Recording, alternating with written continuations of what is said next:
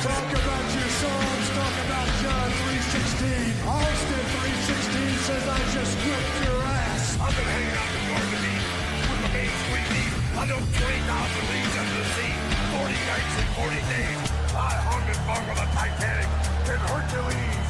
This is where the power lies. Fuck her broken, body set. How many times you decent garbage? So about money, so stood garbage.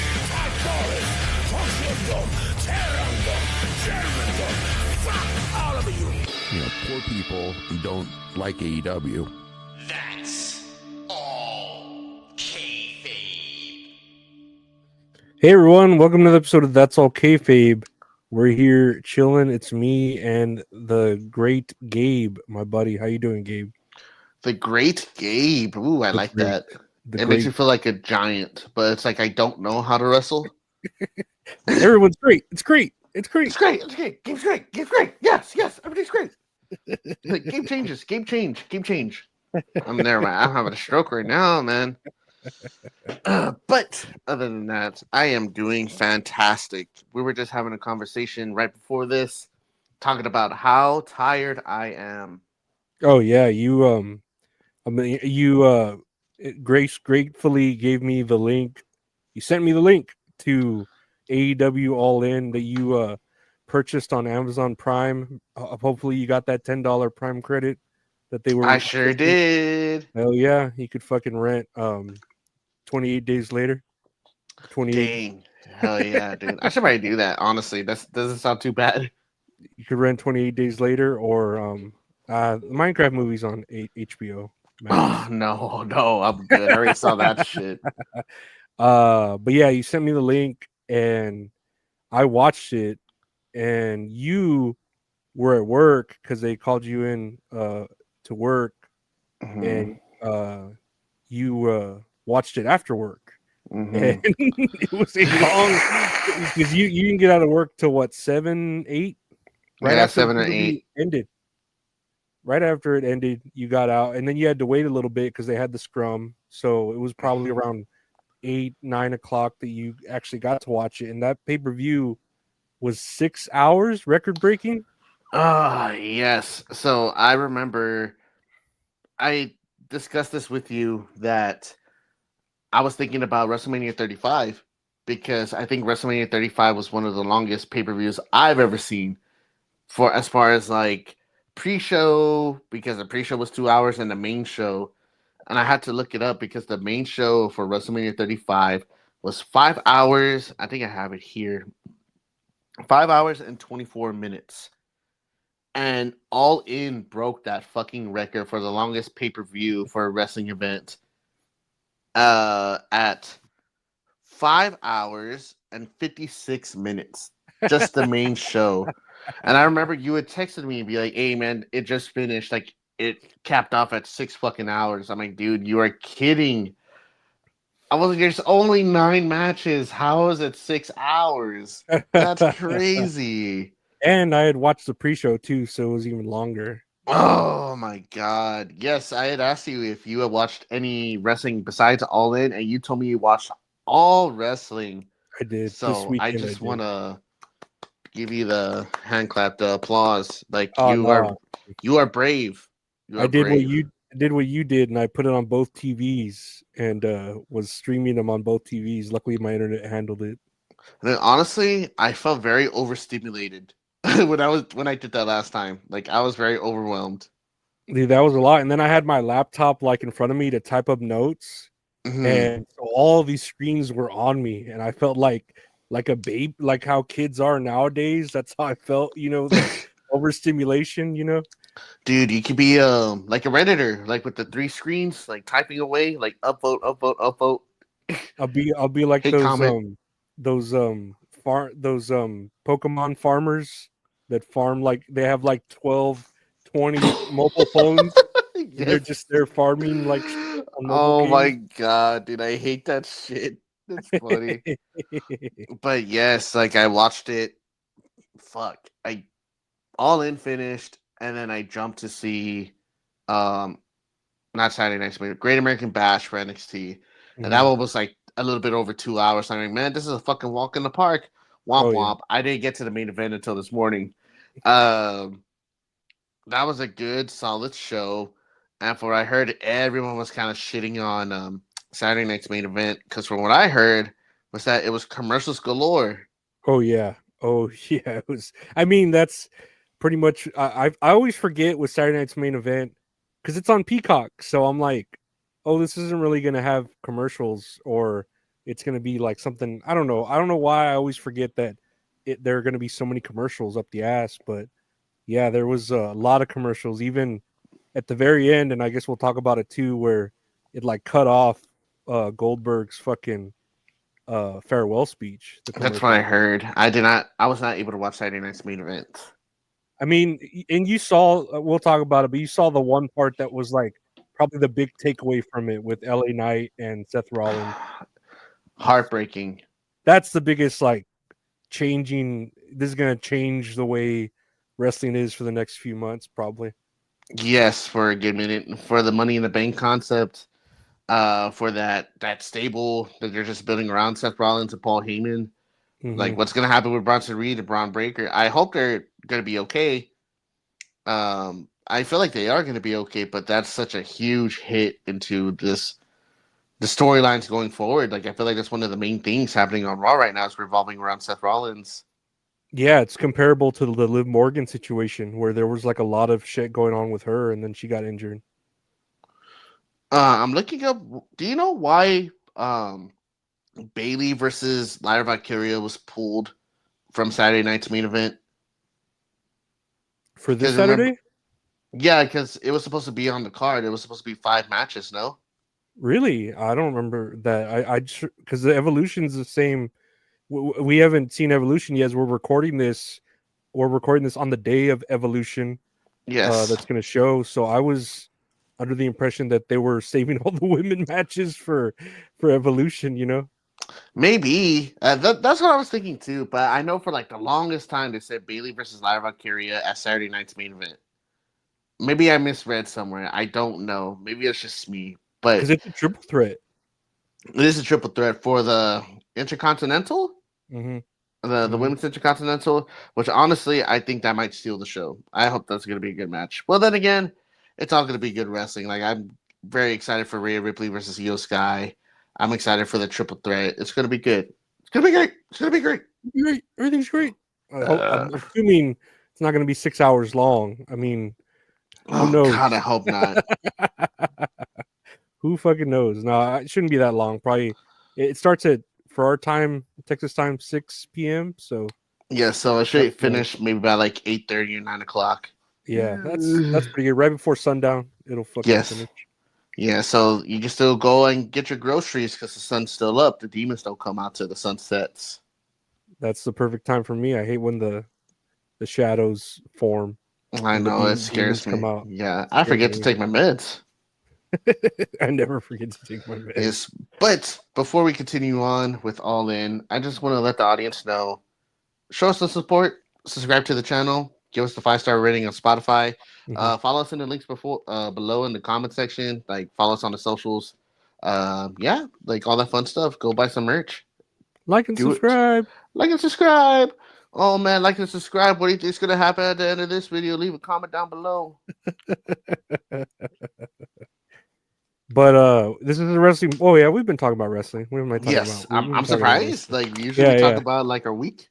There's just so much fucking wrestling like to talk about. But I don't know where you wanted to start because I got all my notes here. I guess we'll start with the main show, which is All In, because the more I watch All In, it was getting promoted and everything. I felt like that's like AEW's like WrestleMania. Does that make sense? Like, I feel like that's their big show. Mm-hmm. Yeah. But we'll start with All In first. Some notes that I have about the show. Like I said, the longest wrestling show, like pay-per-view, since WrestleMania 35, and it was amazing that got fucking beat out. I think it's more like my complaints as far as like the things I get nitpicky about, but I did that with like both shows that I did watch. Go ahead. Was a WrestleMania 35 a good show, even though it was long? Oh remember? man, no, it was not. The only thing the only thing I remember was Kofi Mania when he beat Daniel Bryan. That was match of the night.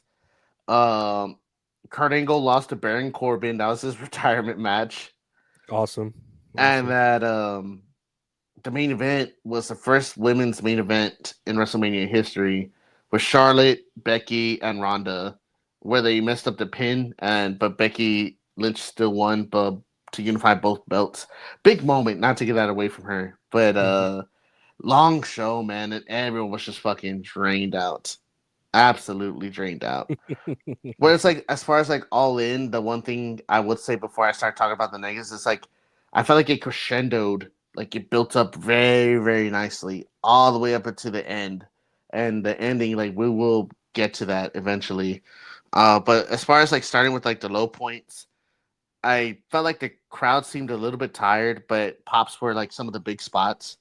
Oh, Again, yeah. because like the pre-show, it was 2 hours. They had like what, 1 or 2 matches? They had in the 3 pre-show? matches. They had three Three matches. matches. I Do can you tell have you any? Yes, go ahead, please. I could tell you the matches. Match 1 on the pre-show, Dustin Rhodes, Sammy Guevara, Ross and Marshall Von Erich versus Carly Bravo, Sean Dean, Shane Taylor, and Lee Moriarty. And the Sons of Texas one, which was the Dustin Rhodes, Sammy Guevara team. It was all right. It was nothing, it was a fucking opener. Match 2, Lance Archer, Hichisiro, Trent Beretta, and Rocky Marrero taking on Hologram, Tomohiro Ishii, Kyle O'Reilly, and Big Boom AJ.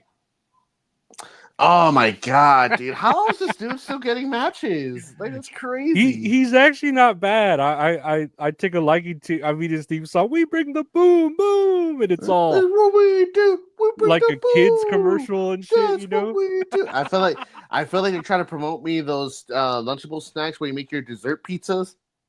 Do you know what I'm talking about? Yeah. That's what we bring the boom. That's what we do. We bring the boom. That's all it is. It's a fucking kids commercial, and I don't know if you saw clips of that, but there was that clip where that wrestler, what was it, Trent Beretta? Trent Beretta just fucking shoved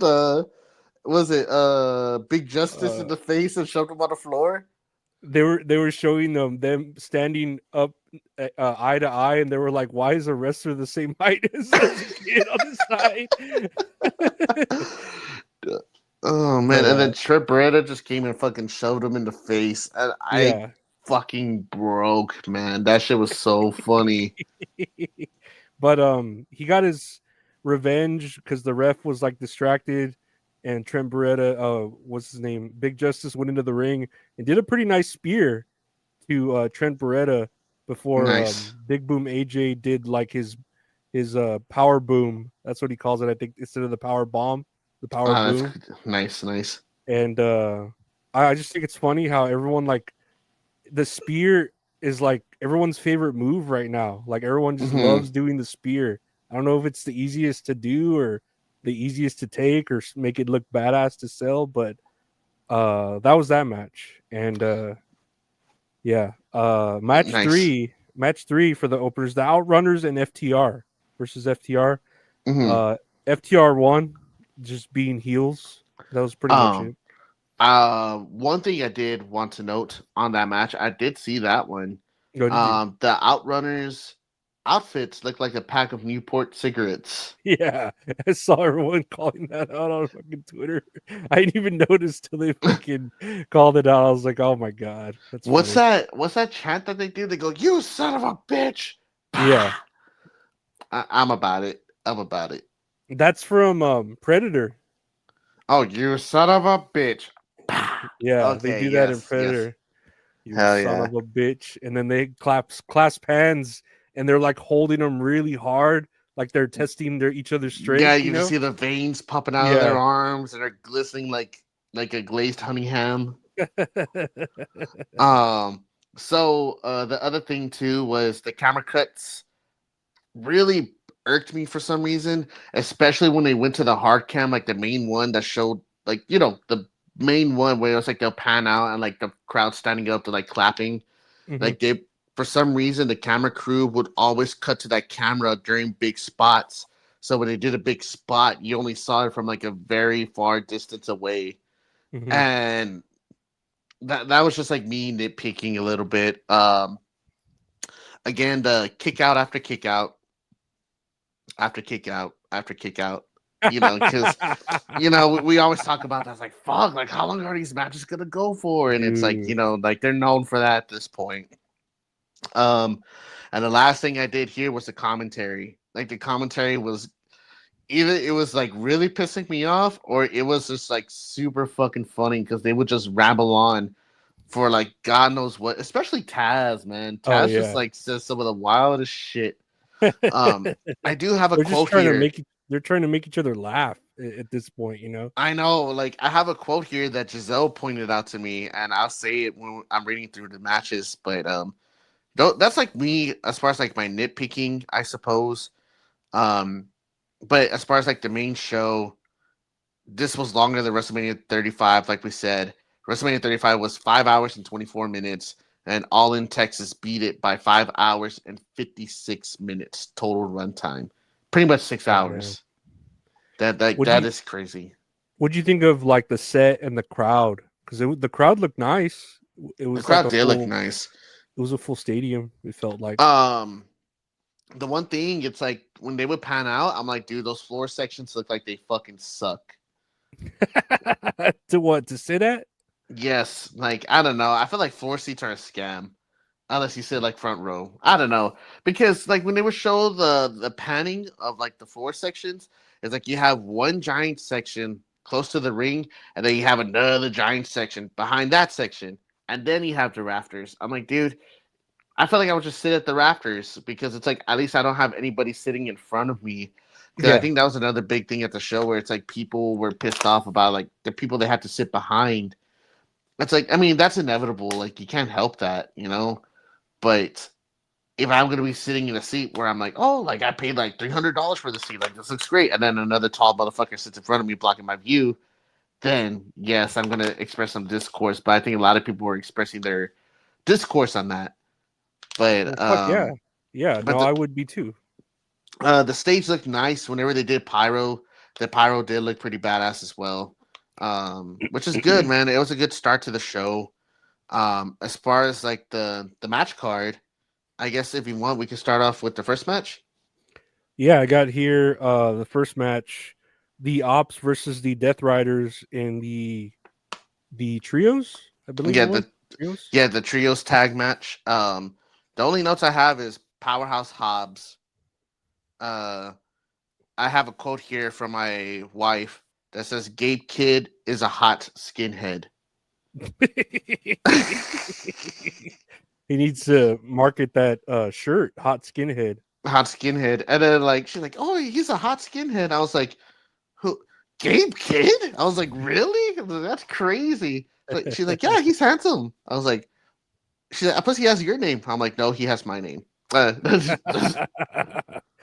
That's true. That's true. What was I gonna say with that one? I have my notes here. Match was solid. Afterwards, the Death Riders beat the shit out of Samoa Joe, and he left in a stretcher. I don't know if you saw the spot, and I think it was here, and I just remember it in my head where they had Powerhouse Hobbs.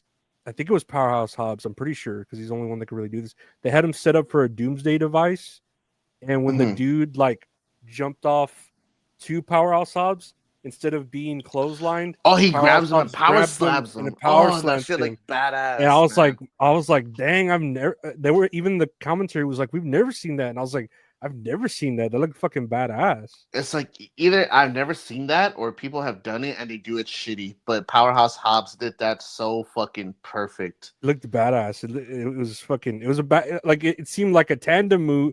Like three people really need to be doing that, But it was really a reversal, and I was like, dang, that looked fucking badass. It did look it looked fucking sick.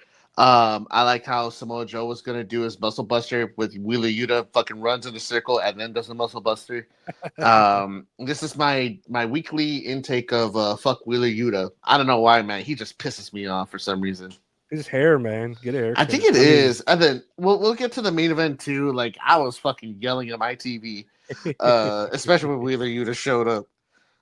But yeah, in the end, the Ops win, and like you said, the Death Riders went and they attacked Samoa Joe with a chair. Samoa Joe gets stretchered out. Just in time for season 2 of Twisted Metal, so you can go promote that or something. It's like, wait a minute, this seems planned out. The next match here we have is the Casino Battle Royale. Gauntlet match. The gauntlet match, yes. Yeah. So this one, it's different, and it's not like a regular battle royale we've seen like in WWE where you throw them over the top rope. It's like a Royal Rumble where people come in at different times, and the match could end any time there's a pinfall or submission within the ring. And I think that's super neat. I actually really like that. This is the part where it's like the camera kept on cutting to the hard cam. That was like really annoying me. Mystico, man, when he came out, his music's fucking badass. Like a Spanish opera. Like everyone, I don't know, like I like it, but I was like, why are they playing it for so long? I like it, but it just tripped me out. Man. Like, why his, you know? Dude, no, I was all about it, dude. I felt like I was gonna shed a tear. I'm like, this is beautiful, man. This is great. But MVP was on commentary, and like he's so like basically soaking up the fucking crowd and everything while they're playing like the Tejano music, like, you know. He goes, "You're not in Mexico, You're not in Mexico, Mystico. You're close, but not quite there yet." And I was like, that sounded kind of racist. I really like how Roderick Strong had Killswitch Engage for his entrance song. End of Heartache, because I love Killswitch Engage. Juice Robinson returned. Oh yeah, I wrote that down without a beard, so he just looks weird. Beard, he looks so weird, man. It looks crazy. Brody King comes out, and it's like, I just wanted to know how Brody King was able to raise money for families that were affected by ICE when he came out of that Abolish ICE shirt, and I believe he raised $27,000 for that. So that was fucking badass of him. He barks, so I put arf, arf, arf. Notes taken, yeah, note taken. The Guns returned for a huge pop. That was cool. There was a sign that I saw in the crowd that said MJF is on the Epstein list. I see that. Yeah, and MJF wins. What notes did you have for this match? I'm surprised the Beast Mortos didn't win. That's what I wrote here with creative control. And then it was a fun match. And then MJF ended up winning. Yeah, that's what I have here. Hell yeah. Yeah, it was pretty solid. I think I liked the women's one a little bit more for some reason. I mean, the women's one I think it was we'll get to a better winner, but not that I don't want MJF to win. That's cool. But it's like we've already kind of been down this road with MJF, and it's like, why don't you try someone new instead of putting on MJF? But we'll see. I mean, that's cool. I don't mind MJF, especially with the not spoiling it, but the whole new belt holder and this and that, blah blah blah. Yeah. I didn't take any notes on this next part, but I know that Adam Cole did come out and he relinquished the belt to address the crowd. So what I read online, he's dealing with a very, very bad concussion that he hasn't recovered from. And when he woke up that morning, he said he wasn't all there, he wasn't focused. And he's he said that he wasn't able to put on his best performance.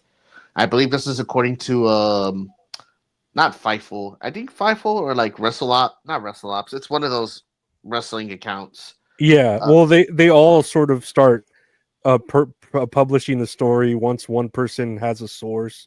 Supposedly, they all start publishing it. I had tweeted out that he had stayed up playing Tony Hawk 3 and 4 remastered, and that's why he couldn't put on the match because that shit just came out, and I'm like, bro, he's gonna be playing that shit all fucking night and all. He was trying very hard to unlock a Bam Margera. He's trying to unlock a fucking Michelangelo from the Ninja Turtles. Oh my god, hell yeah, man. But no, it was a very emotional moment. He addressed the crowd. Kyle O'Reilly and Roderick Strong both came out, give him a hug, and like sent him off. And this became a fatal 4-way, if I'm correct. Yeah, but real quick, I was gonna say, oh yes, go ahead. The way he made it sound, it was like he's really questioning if he's able to come back. So it's really like, I don't know. It was really sad. Yeah, it was like it was almost. It was like, I don't know when I'll come back. I don't know if I'll come back. You know, it was a very sad, like, emotional thing, and I don't want to fucking say it kind of killed the crowd, but it kind of sucked, you know, to have that in the middle of your wrestling review. Someone just come and say like, "Hey, man, I don't think I'm gonna wrestle anymore," and then crying, and I don't know. Like, but I hope he recovers.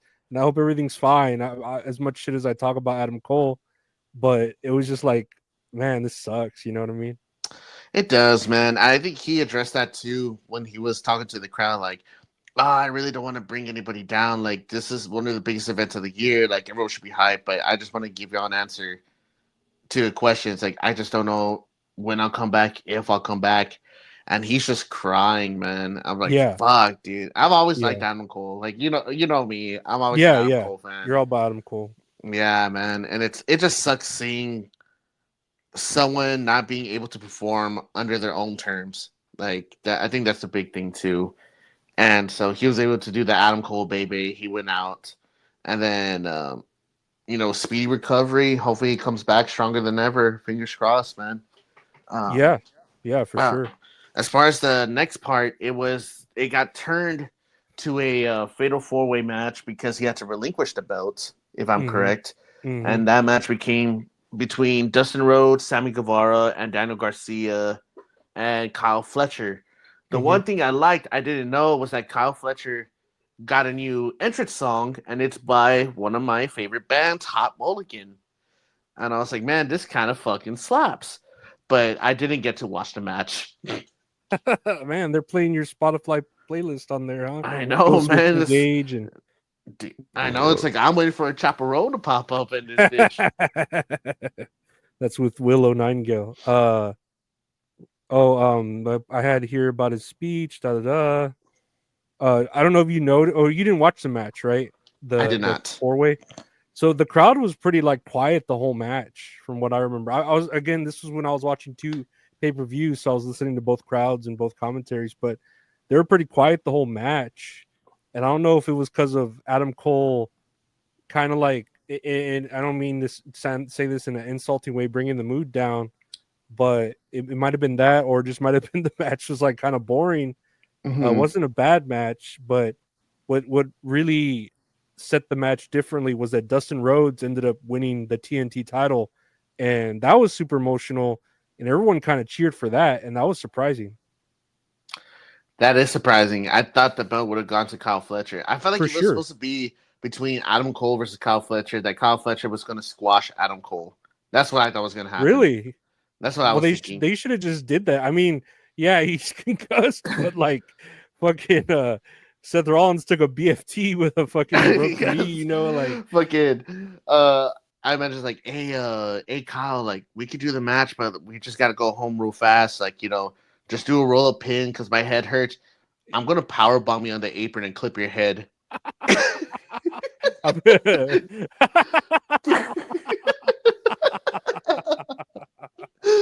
On the hardest part of the fucking apron. Yeah, he's like, I have it here highlighted in the script. Hardest part of the ring. That's where I'm gonna clip your fucking head, Adam Cole. In bold italic font on our fucking script here. It's like, Adam, so what you're telling me is that you didn't read the PowerPoint. All right. So I'm going to explain to you again how I'm going to power bomb you on this apron. Poor Adam Cole. But congrats to Dustin Rhodes. Like, we were discussing before we recorded too how Dustin and Sammy both pulled double duty on the same show. It's crazy because I feel like they never get put. Let me rephrase that. Like how like Ring of Honor is never like displayed properly. Like I never know what's going on with Ring of Honor unless I watch an AEW pay-per-view. So I feel like it was weird seeing both tag teams, which I haven't seen in like months, perform twice on the biggest show of the year. Mm-hmm. You know, it was a last minute thing, and it was pretty cool. Like, and I don't know if you read the wrestling news going on this week on some things, but Dustin Rhodes had signed a 6-year contract with AEW. 6 years? Yeah, that he just recently signed a 6-year contract. Dustin Rhodes, and he's like 50 something. That's a supermax contract, like fucking NBA terms, man. Holy shit! Well, and it put in there that he's basically wrestler / trainer / ambassador. So I don't think it's all for wrestling. Oh, that's good. That's good. I was like, man, to wrestle until you're 60, that's crazy. Who are you, Chris Jericho? Who are you, DDP? With taped up ribs always. Bang! It's me. It's me. It's DDP. But what was I gonna say? Yeah, Dustin Rhodes won, and everyone's emotion. And I found it a pleasant surprise. That was pretty cool that he won. That's good for him. I'm like indifferent, but I'm just very surprised because I literally thought that was going to go to. Oh yeah, I'm sure it was. I'm sure it was supposed to go to Kyle Fletcher. I thought it was going to go to Kyle Fletcher. Yes, 100%. I mean, but either way, it is what it is. The next match we got here was the Young Bucks versus Will Ospreay and Swerve Strickland. If the Young Bucks lose, they lose their EVP status, and if Ospreay and Strickland lose, they are not allowed to challenge for the AEW World Championship for up to 1 year, if I'm correct. Mm-hmm. So like my notes, reading them down, you can cut me off whatever you want if you want to put your notes in. The Young Bucks with the boat entrance for the Founding Fathers. I thought that was kind of fucking funny. Yeah. When I watched them wrestle, I was like, man, the Young Bucks, they're actually in like great shape. Like they look good. Like good for them. I'm proud of them. I liked Ospreay's Assassin's Creed entrance was pretty cool. That did look pretty sick, yes. Yeah. But I think I'm just like not over Assassin's Creed. I just never really cared for it too much. Yeah, I saw a tweet that was like, "Is this the only game this motherfucker plays? Is Assassin's Creed?" It was like cracking up. I was like, yeah, that's funny. He plays Assassin's Creed and he just looks at the screen. He's like, 5 stars, bro. 5 stars, bro. He just goes around, not killing, just blending in with people. Then Swerve had someone singing for his entrance, and then JoJo, entrance. right? JoJo Offerman. Who's that? That's Bray Wyatt's not ex-wife. Bray Wyatt's wife. His widow. Yeah, his widow. Yeah, for real? That's why she had like the fireflies in the back, like while she was singing, because it was like in remembrance for Bray Wyatt. Okay, I didn't know that. I saw the name, and I was like, I don't know who that. I thought it was just a random pop star they got or something. Man, dude, Prince Nana gets me so pumped. Like whenever he dances, man, it makes me. I'm there on my couch like this. I always like Swerve's entrance. Will Ospreay never fails to amazes me during his matches.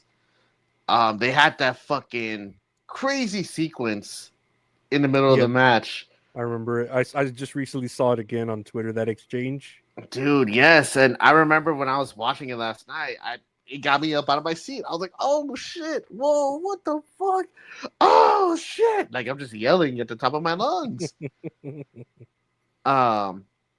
do a double Styles Clash. Swerve and Ospreay do it to the Bucks. They do the Swerve Stormbreaker combo.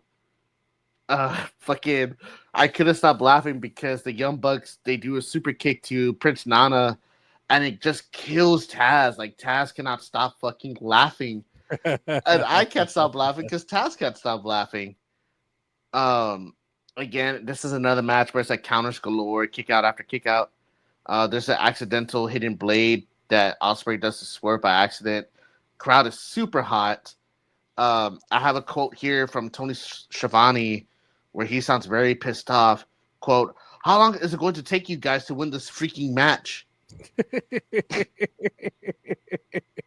It was a long exchange of fucking kick out after kick out for sure. Dude, he sounded fucking heated. You had to take a piss or something. What notes do you have for this match, if you have any? Let's see. It was a super fast-paced match. That's all I really have. I mean, other than the entrances that were pretty funny. And I was surprised that Swerve and Ospreay won. I was very surprised because it all like alluded to them losing. It really did. And I was like, Yeah. man, they're gonna not challenge for a year, but surprisingly, the Bucks ended up losing and they are EVPs no more. Yeah, and I wonder, I had seen some things on Twitter, but I wonder if for some reason that's gonna make Swerve and Ospreay the EVPs, but I don't think that's what the challenge was for. Like, that's not what this is about. That's not what Yeah. this is about. Those weren't the terms they agreed to, I believe, but who knows what'll happen story wise now that they're not EVPs, you know.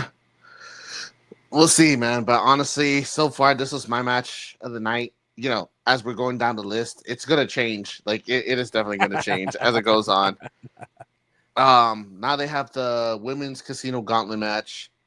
Not really much here. One note that I have is for the battle royale, like the casino gauntlet. My thoughts on it. That I realized that no one in the crowd knows who's coming out until the name appears on the screen. Yeah.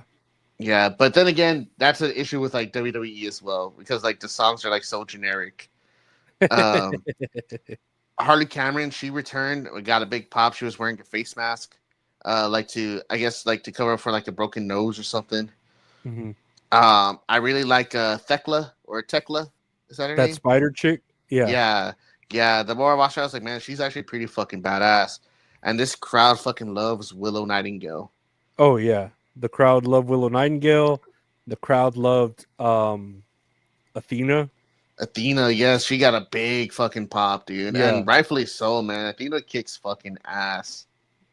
It tripped me out. And Willow Nightingale's also like with the pop. I will say, I'll admit, I started off not liking Willow Nightingale just because it was like that happy, and she was always coming out smiling, and I was like, I don't like this character, and she grew on me. Like she really did. Like I really root for her now. Hell yes, we stand Willow Nightingale on this podcast. Damn it. Yeah, she's pretty badass. And then other note I have here.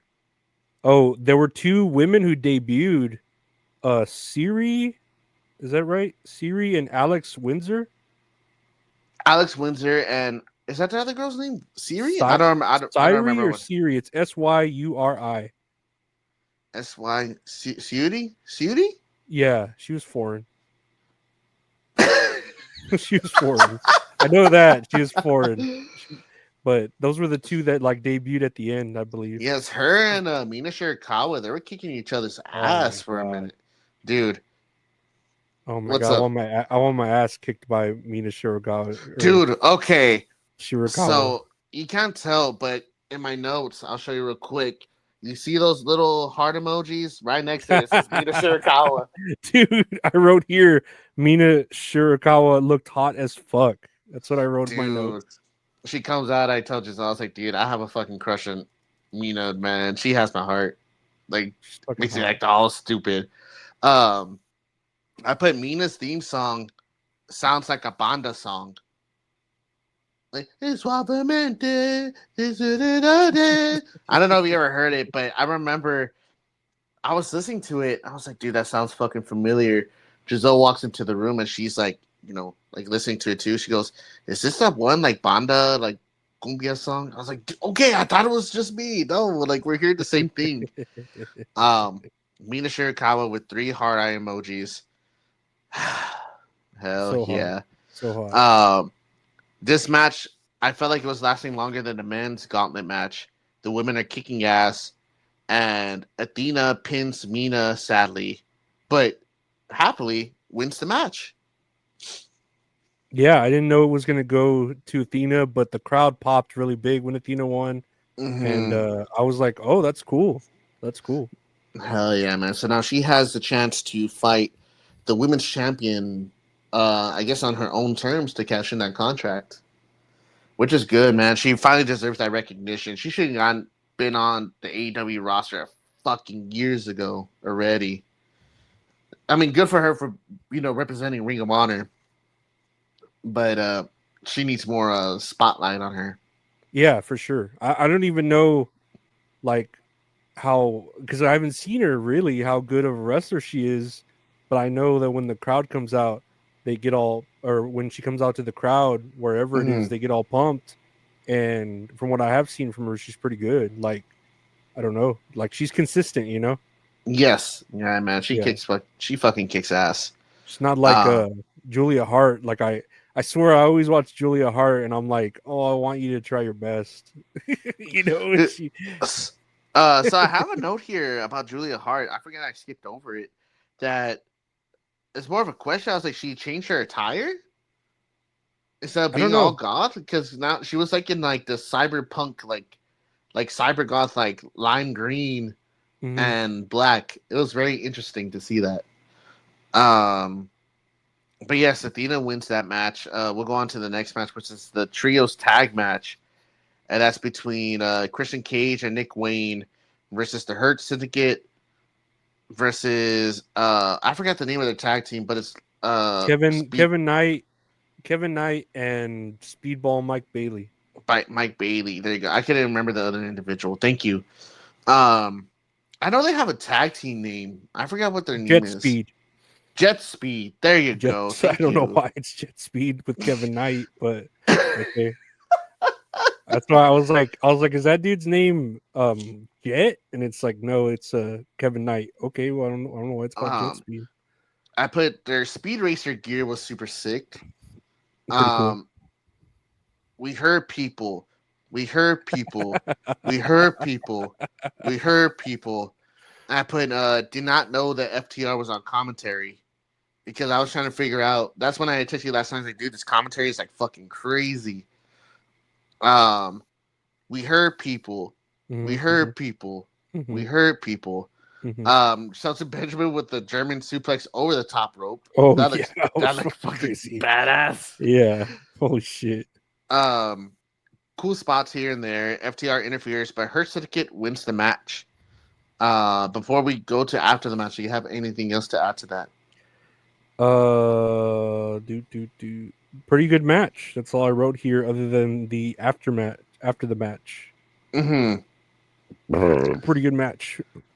So after the match, FTR comes into the ring and they were about to attack Christian Cage, and then Nick Wayne and Kip Sabian try to interfere, and Christian's just like, hey man, let's just go.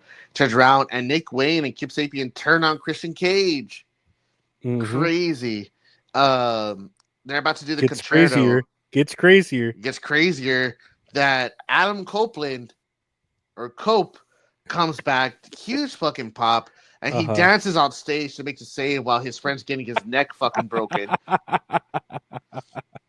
While he's running, I realized there's a sign in the crowd that says Big Stoke eats corn the long way. And I wrote here Spike. Because, do you ever see that? I could have stopped fucking laughing because he comes out with this 2x4, a black 2x4 with nails in it that he calls Spike. And he's coming out in a new shirt. It's rated R superstar, Cope, like a cross, whatever. And he's there trying to make the save for Christian. They show the back of his shirt, and right by the collar, in between the shoulder blade, it just says Spike. You're paying $40 for the front art and the back art. Spear. Spike. Adam Copeland, Spike. He makes a save for Christian, and I thought they were gonna hug, but he goes, "Go find yourself." When I heard that, I was all, that's like Mufasa to Simba and shit. I know. find yourself. It's like I just imagine like Cope's face like in the clouds, and then Christian Cage is just like looking up, like in fucking Lion King. Yeah. Go find yourself. Go find yourself. What do you think my about that goodness. line though? Did you think it was cringe or did you think it was I like cringed. it was kind of cringe, right? I It was just very like, cringe. uh But honestly, I would love to see Christian Cage and Cope tag team again together. mhm. I mean, I think that would make me tear up. I'm not gonna lie. that I mean I like that they're building to that, but I'm glad that they didn't make it immediately. Oh shit, we're not supposed to, or we're supposed to consider Christian a babyface like immediately. You know, that's gonna take a I little like while. how they do that, man. Like Yeah. I like how they're doing that with Christian Cage and Cope, where it's like they're not immediately like forgiven. I like how they're doing that with like Swerve Strickland and Adam Page. And we'll get to Mhm. that like with the Mhm. main event, but like they build up to it. I'm like, man, dude, this is a nice change of pace system of them being like automatically forgiven. Yeah, it's like, okay. Okay, I implore you to reconsider. Okay, I fucking love that movie.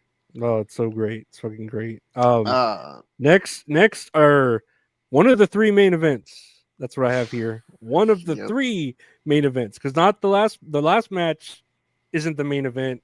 It's all three of these matches are the main event. because that's how it works. Yeah, because Yes. that's, you know, there's no fucking, neither of them are as important as the other one, but you know, they're all three main event matches. Yes. Yeah, Tony Storm versus Mercedes Moné for the women's championship. Yes. My notes for it's mainly for the entrances because at this point, so this match, before the tag team match, the trios tag match started, the one we just talked about right now with Cope, I Mhm. skipped to the main event because I really wanted to see the main event. I saw that and then I came back. So by the time I watched this one, I was super fucking exhausted. And I didn't really take a lot of notes here. I put still a terrible theme song for Mercedes Moné. Mhm. I have a quote here from my wife when Mercedes Moné came out with her coat, and it said all the names like of everyone she's beaten on her giant long coat that she's Mhm. dragging on the floor. My wife says, "Crazy how they printed Minecraft on that."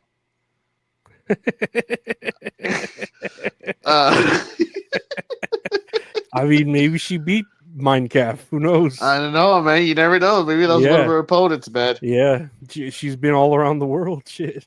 I really love Tony Storm's entrance. I thought it was super badass. I like how it was like black and white, and then everything red just like stood out, especially like her lipstick. That was fucking sick. Awesome wrestling match. That's really it. Like, what about you? What else do you have here? Great match. I'm very surprised that Tony Storm didn't bleed as much as she usually does, because she's usually pouring blood, and I mean, despite the real main event, right? Excluding the real main event, there wasn't really any blood in this pay-per-view. Like, No. yeah, usually everyone's bleeding in every fucking match. Like, I was very surprised that, like, I think Tony Storm got like maybe hit in the mouth, was bleeding a little bit from her mouth, nose. It was her nose. Oh, her nose. There you go. Yes. But like, I'm very surprised she wasn't bleeding like crazy, because I feel like she probably asked Tony Khan, "Hey, so where do I cut myself?" And it's just like, no, you don't need to bleed this much. Like, relax, you know. That's not in the script. I'm not reading that. I don't know how her like her character is, but I kind of fuck with it though.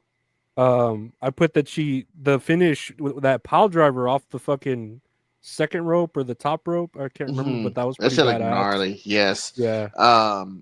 I think this is where my notes that I took, where it's like I hated the kick out after kick out after kick out, because fucking Mercedes Moné kicked out of like what 2 or 3 pile drivers in a row.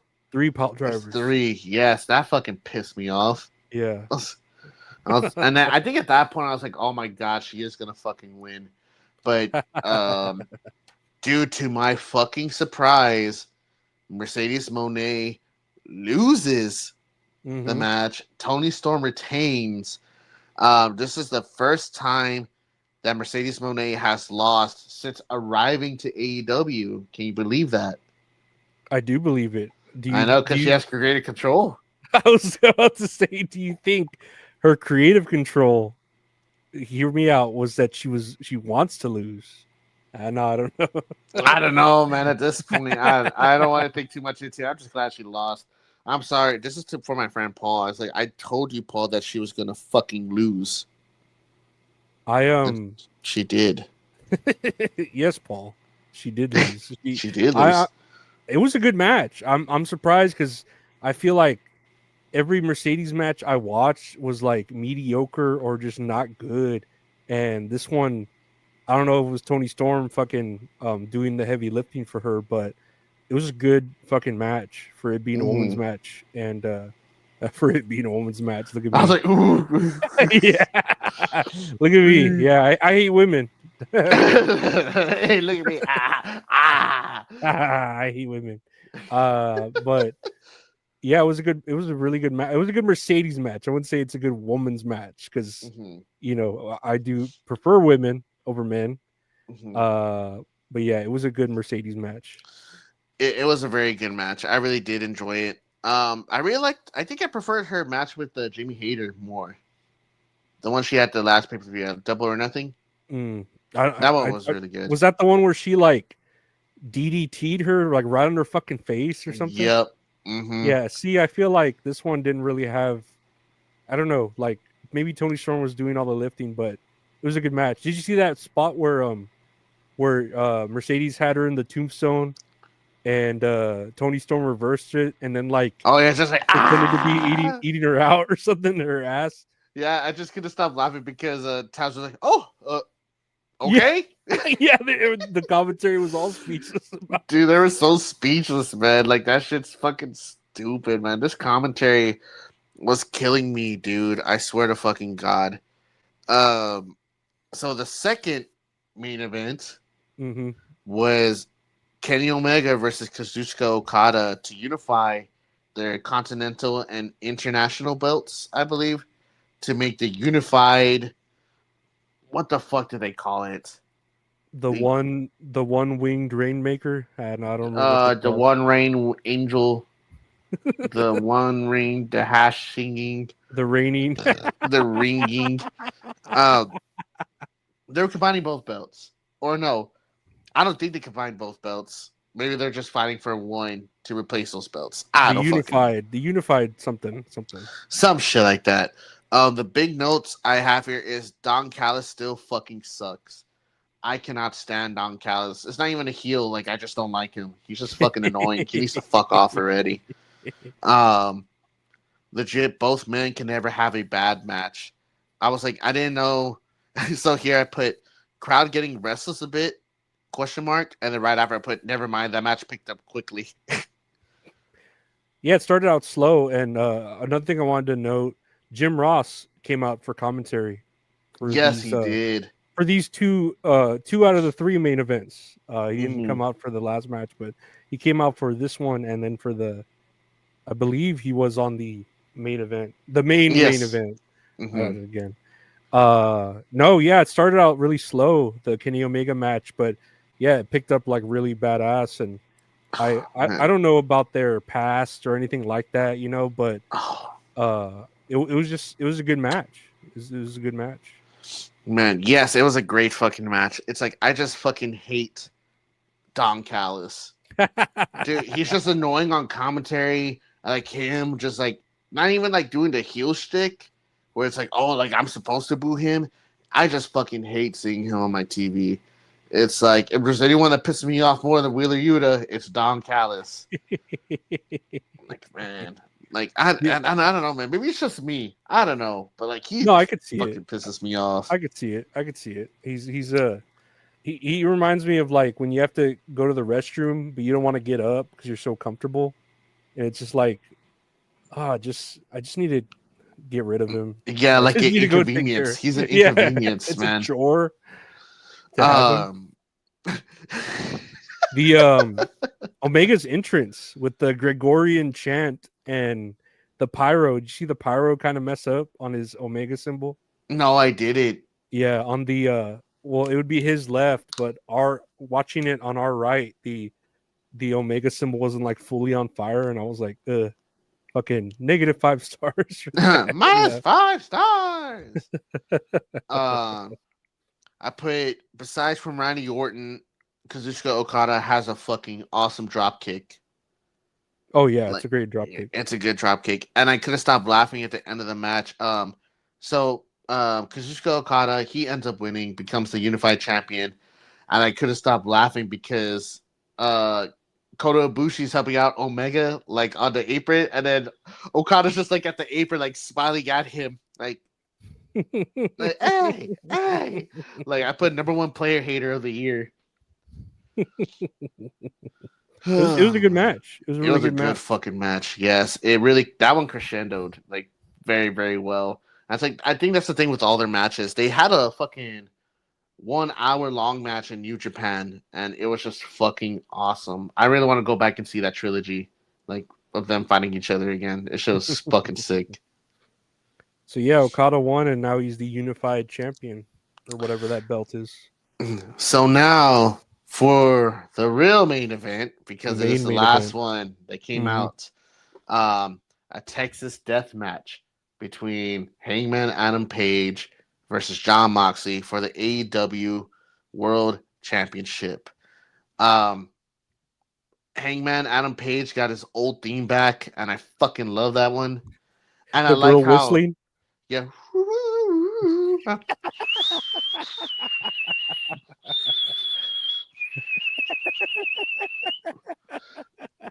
That's pretty good. Thank you, man. I appreciate it. I should have been there doing it for Adam Page. I like how the camera was facing the heel side, and then they turned to Adam Page coming out from the face side. Did you catch that? No, I didn't even notice that. That's crazy. Yeah, because they had the two separate entrances like they always do, like the heel side, the face side, and they were facing the heel side because that's the side he usually comes out on. But this time he comes out from the face side, and people were fucking like, Hangman could do no wrong this night. Like legit, I was like, this has to be Hangman's night, right? Like I had goosebumps. I got goosebumps right now. Well, there were literally, if Hangman loses, we riot signs and shit like that. Yeah, one of the signs I saw was Mox drinks Prime. That was one of the signs I saw. The Death Riders and Jon Moxley came out of that giant Ford Raptor. And they start like the diesel truck, and it started shooting the black smoke in the air. And I put Mox loves air pollution. Yeah, that was pretty. Whenever they were in that building, like coming in from inside the building to even more inside the building, it looked all smoky. I was like, man, how are they not breathing in carbon monoxide? Like, I was like, someone's gonna fucking pass out and die silently. Adam Cole's gonna pass out. You're getting him lightheaded. Like he's really lightheaded as it is. Damn it! Like fucking cut y'all shit out.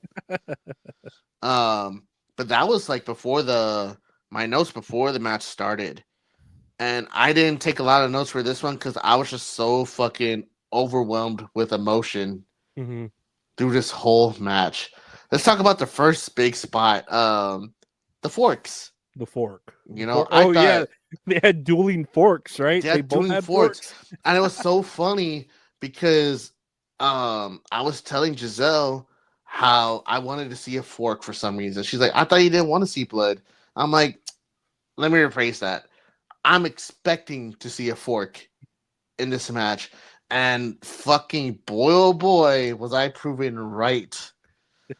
Oh, that was the first spot where I legit covered my mouth because Adam Page has Moxley in a fucking like a triangle choke, and he has the fork in his hand, and he's stabbing him. He stabs him twice, and Moxley's already bleeding within like the first like 3 minutes of the fucking match. Yeah, and he's bleeding a fucking lot. He didn't hold back with those stabs. I thought he was, when they hold it like by their fists, so it looks like they're just punching them. Oh, instead like of like puncturing them. he is stabbing No, him. he's puncturing him. I was like, oh shit, he's Dude, getting him. I fucking covered my mouth where I was like, oh my god. And dude, Adam Page looked like he just fucking murdered somebody. Yeah, that was pretty bad. Right away, they grab the barbed wire. He cuts open Adam Page, and they're both fucking bleeding like stuffed pigs, whatever JR says. There was a glass spot. They bring out broken glass, and he just drags Adam Page's body across the broken glass. I'm like, oh my god, like. How do you even like heal from that? You have to wait for your skin to like naturally push out the glass, right? You need to drink Prime and You drink Prime. It's like you get in that carbon monoxide to push that shit out. What notes do you have before I continue on? I do have the John Moxley got all bloodied up with a fork. There was broken glass, barbed wire, tables with barbed wire, a fucking bed of nails. Oh my god. I couldn't stop laughing at that bed of nails because like how they went underneath the table and bring out they went underneath the ring to bring out the table and everyone's like, yeah, table. Ah. I'm just like, there's no way everyone is ignoring the fact that there's a fucking bed of nails right next to those tables. Right? Dude. I'm just like, how do you like build this? You know, who do you commission to be like, hey, I need a bed of nails made? And it's just like, I got you. I got you, man. He's like, you need a bed of nails? I got a bed of nails, guy. I was like, dang, like, I don't know, because you know, their barbed wire, they can kind of make it to where it's not as barbed. You know, they can kind of they clip it. Yeah, like clip all the sharp parts and soften it down. But that bed of nails, I'm just like, what the fuck? Like, I don't know. There's not really any room for error with a bed of nails. I'm sorry, I have a fucking. No, you're good. Other notes I have here. I mean, it gets close to the finish, but where all the run-ins. I don't know if like you started. Oh yes, I had a fucking like bubble in my throat. I don't know what happened there. I thought I was gonna die of carbon monoxide poisoning. Oh, fucking Moxley. Death Riders. Do you remember that spot, the power bomb on the chair when he power bombed him on the two chairs? Oh, dude, where did I write? Oh, I wrote that because that same sort of thing happened in the Ricky Saints match. Yes, the Ricky Saints and Ethan Page. Ethan Page. Yeah. Yes. I don't know what, and didn't that happen too? No. In the Cody Rhodes and Kevin Owens. I don't know why I feel like that happened there too, but I could be thinking of just when he backdropped him on the side of the ladder.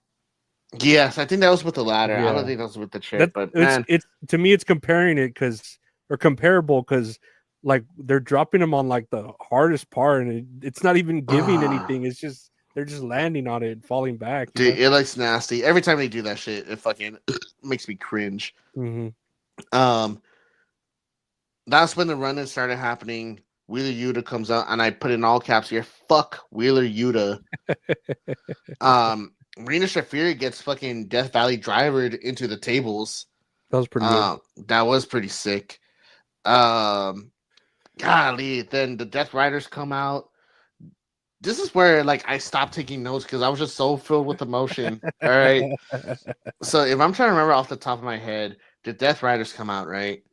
They're trying to fucking, get Adam Page, knock him down, whatever.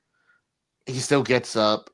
Will Ospreay comes out to make the save, but then he gets stopped, taken out on a stretcher. Mm-hmm.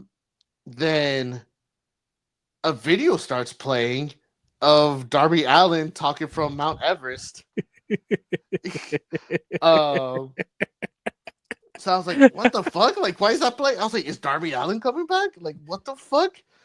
A fucking Bryan Danielson comes out. Dude, at this point, I'm yelling at my TV, dude. I'm like, oh my god! He fucking takes out like half of the Death Riders. And fucking Darby Allin comes down from the fucking Raptors, just like slowly coming down. Locks eyes with Moxley. They're just fucking staring at each other, dude. Like, death staring, and fuck, I'm trying to remember what happened after this. I think Adam Page hits him with the buckshot lariat, but the barbed wires wrapped around his arm, if I remember correctly. Mm-hmm. Darby Allin does the coffin drop. They get the Death Riders out of there. They bring in that bed of nails. It's a fucking the fucking what's Moxley's finisher called? The double arm DDT. The oh my fucking god. I can't remember it. It's not Future Shock. No, that's McIntyre. No. Oh my god. I fucking Paradigm know Shift. It. Yeah. Paradigm Shift. I fucking knew it too. God damn it. Yeah. The Paradigm Shift. He does the Paradigm Shift onto those fucking nails, right? Mm-hmm. I'm trying to, dude. I can't remember what else happened after that. Oh my fucking! I just know what I have here. You said all that. The Young Bucks come out. Yes, the Young Bucks come out as well. I forgot about that. The Young Bucks come out and they, interrupt and they do the EVP. Well, the V trigger. It's not called the EVP trigger anymore. Swerve comes out and helps get rid of the Young Bucks, I believe. Oh, he hits him with the chain because he comes up with the chain. He comes out with the chain, and then Marina Shafir gets handcuffed by Prince Nana. Dude, so yes, I popped so big for that because Prince Nana's just there dancing like this. I like Prince Nana. Oh man. So sure enough, fucking Swerve gives Hangman the fucking chains. Big fucking pop, man. Mm-hmm. Everyone's crazy for it. I don't remember if it was the same spot with the chains, but he does the buckshot lariat and fucking Moxley falls on the bed of nails. Do you remember that? Yeah, I don't remember if it was before, after, or during, but yeah, that happened. Hangman wraps the fucking chain around Moxley's neck, throws him over the top rope. He's hanging him, and dude, Moxley is scaring me from how good he is selling. Like, he is in full panic mode. He's turning purple from the fucking face. Fucking bleeding like crazy. Dude, It looked terrifying. Like, I thought he looked like he was going to get fucking murdered. Like, it looked bad. And sure enough, he finally fucking taps out. Mm-hmm. And Adam Page is the new AEW World Champion. He opens up the briefcase. The big, beautiful belt, AEW Championship belt, is fucking back. And people were pointing out that it still had Danielson's side plates on the side. So it was untouched this whole time. And I was like, you know what? I was like, dude, that is fucking awesome, man. I was yelling at my TV like fucking adrenaline leaving my body. And I wasn't even part of the match. You were part of the match as a fan. You were part of it. Man. And I know I talk so much shit about death matches, right? But we do. Fuck, dude. This was my match of the night. Like, this ended off so good. The right person won. Fucking emotional. I love the shit. All the run-ins and like people returning. Oh man, it's just good. I still got goosebumps, man. I ain't gonna do the fucking Rock shit because fuck the Rock. No, I'm real surprised. There was actually a belt in there. I thought for some reason he would open it and there'd be no belt, but yeah, actually seeing it, the crowd popped really bad. Like, I was saying, like, I was telling Giselle, my wife, what if he opened up the briefcase and it was a glitter bomb? Or like he gets slimed, like Nickelodeon slime into his face. A hand with a pie just goes into his face. on a giant spring, just like this, popping out like that. Or he opens it and it's just a cartoon bomb and explodes in his face. His hair is just, It's a fucking sheet of paper. It just says you just lost the game. He's like, fuck. Oh man. So that was AEW All In Texas, man. 6 hours. Well, yeah, 6 hours. What would you rate this on a scale from 1 to 10 bed of nails? 10 booms. I'd probably give it an 8. I was very like, yeah, it was a long fucking pay-per-view, especially with the pre-show. I'll sit on my ass for 8 hours, but I was like into it, and the fact that like you keep saying it crescendoed, it really did, because all three of those main events were good. They only showed blood really in the last match. Like it would have been different if like, oh, they had a hardcore match somewhere in between like they typically do, and you know, someone else bled like a lot, and then but it really built up to it. And yeah, this is the first time that I was really like I said, I didn't buy it. You fucking hooked me up with the link, but I'm not telling you, man, you shouldn't have bought that. Like, yeah, like we I usually always do. yeah, usually I'm like, don't buy that, dude. Don't fucking Yes. you know. And you were like, I'm gonna buy. I'm like, all right. And you gave me the link. I was a little badass, and I was like, man, I don't regret you buying that. Yes, man. Like, fuck, dude, this is a good pay-per-view. Like, I really enjoyed it. It was like an 8.5 and 9 for me. Like, Yeah, besides like the long ones, it's like they had good matches throughout, and just so many feel-good moments. Like, legit, the last time I popped big time like that, where it got me emotional about like AEW was probably when me, you, and Richard saw William Regal oh, debut. that was crazy. I That was was like, fucking oh crazy. shit. I remember Yeah, like, what the fuck? Holy yeah, fucking shit. I'm trying to think, man. Like, I really don't know what else to say, dude. Like, legit, I feel a fucking high just talking about it right now because it was just a good fucking pay-per-view. Like, it was just yeah, good wrestling. It was good wrestling. And I think the fact, like how you said, there was no hardcore match at the beginning, or there was no blood spots at the beginning. So when the blood happened in the last match, like, it meant more, you know, yeah. like it was very effective and it hit fucking hard. Like, Mhm. it was just good shit. That's good shit. I feel like too in this, like all the right people won in every match. You Yes, know, yes. it wasn't like, oh my god, I can't believe they won again, or oh my god, that shouldn't have been the finish. Like Mm-hmm. everyone that everybody wanted to win won, and it just feels good, like all through the whole pay-per-view. Man, this is a very successful show for AEW. It's like, and I'm happy for them, man. Like, it's just, I am very satisfied. I would leave the 5 stars if I could.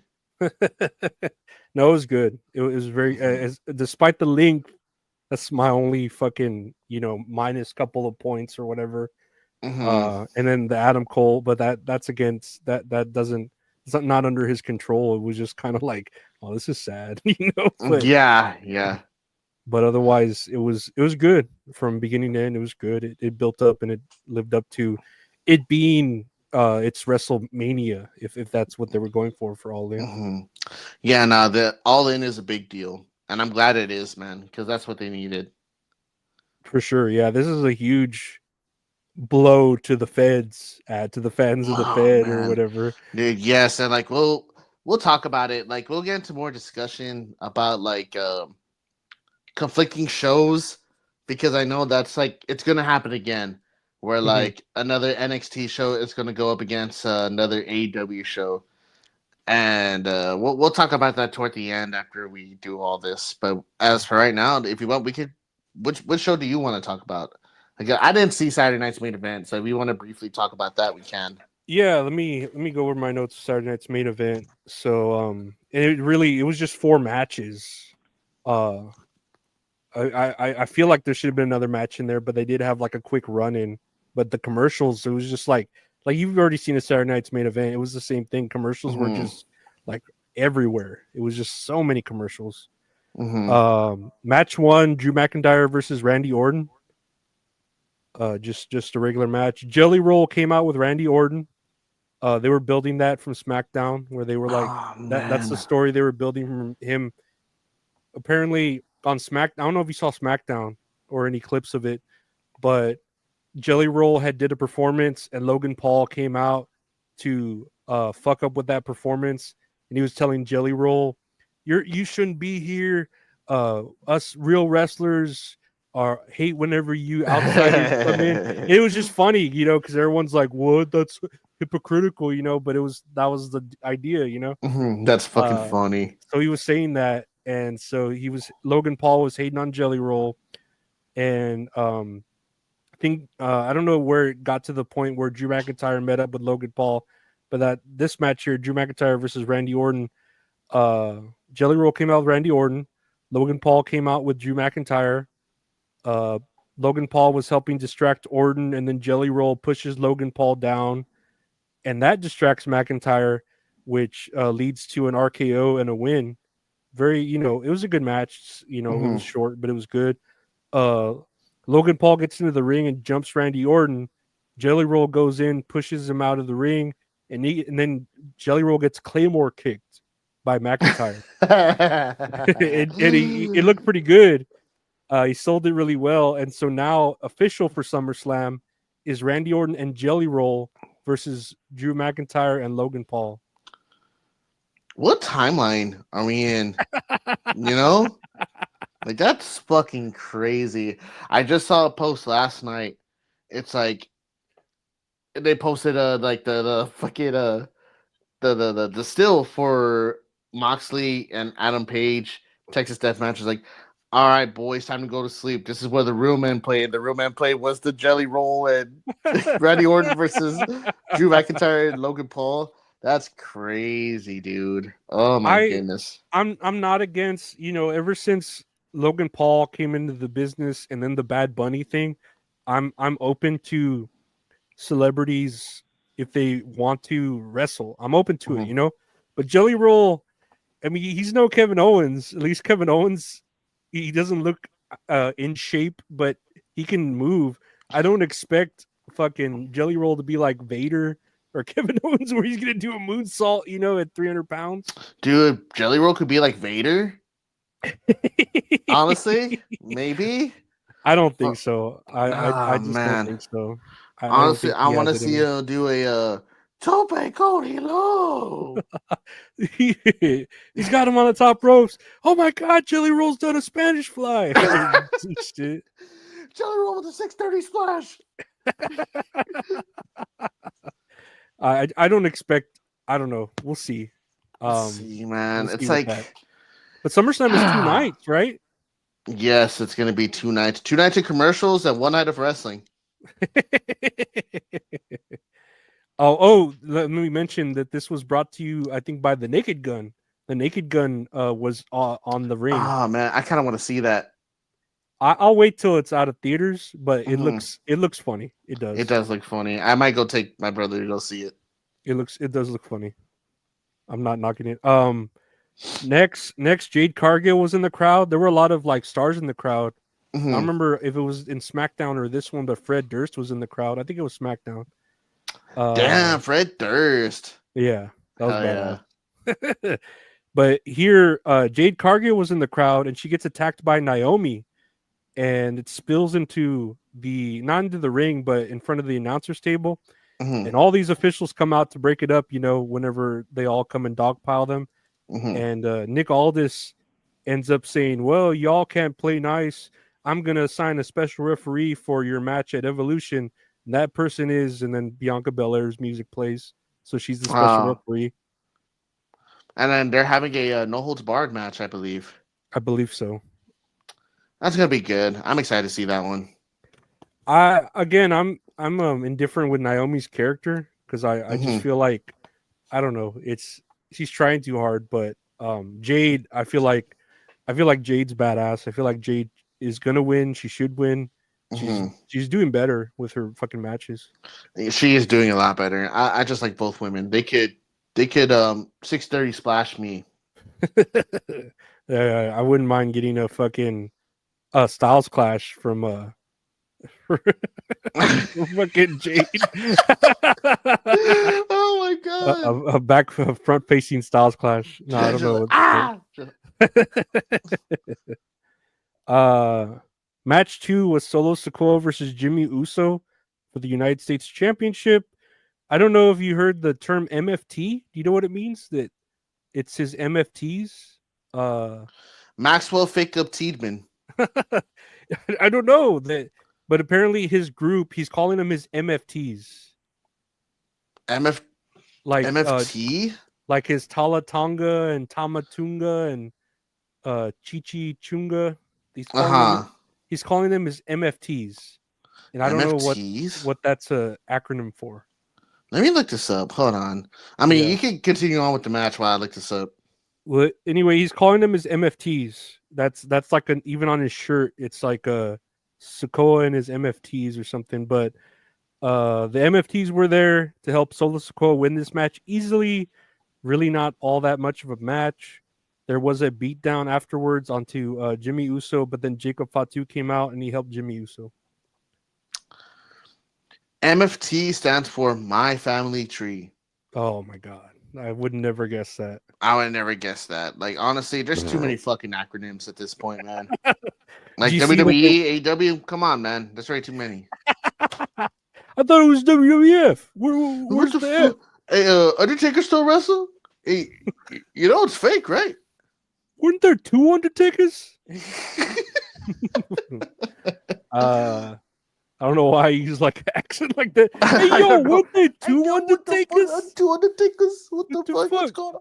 Why I'm walking here? Wasn't he a biker? Oh, no. You dead biker, man? What the fuck is going on here? Man, what was I gonna say with that? I don't remember. Anyway, match 3, Seth Rollins versus LA Knight, which I think you saw some of this match. Man, seemed like a pretty good match until Seth Rollins did sort of a lion salt like flip off of the second rope, landed on his feet, but his knee buckled and gave out. To where at that point we didn't know anything, but he looked legitimately hurt, and the crew were checking on him. LA Knight looked all like mad too, but he just like picked him up really quick, Seth Rollins, and just BFT'd him and beat him, and then just walked out of the ring like looking all pissed off. Seth Rollins had to be helped to the back.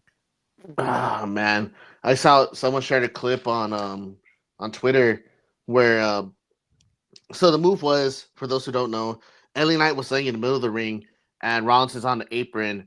He does like a springboard like swanton, I think. So when they showed, he does a springboard swanton, gets up, and he does a springboard moonsault. But the thing is, when he did that springboard moonsault last time, that's when he got injured. I believe he was fighting Jinder Mahal when he got injured. Like, he had tweaked his knee.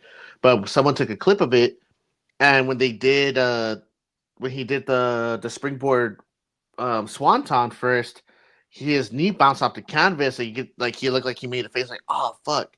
And then he did the springboard moonsault and landed on his feet. Because LA Knight was going to move out the way, and I think that just like sealed the deal. My friend Joe, he was keeping me updated. He's all, dude, I just saw the match, and it looked like Seth Rollins, like he's mouthing like, I tore it. I tore it. I'm like, man, we never want to see these injuries, man, especially with Seth Rollins, because I feel like he is like the key pivotal point right now on Monday Night Raw. And like, he has the Money in the Bank briefcase. He has the faction with Bronson Reed and Braun Breaker and Paul Heyman. And now all that just has to get put to a hold. Like, I don't know what's going to happen. Yeah, we were comparing this to like Liv Morgan's injury, where there's a lot of branching storylines connected to that one.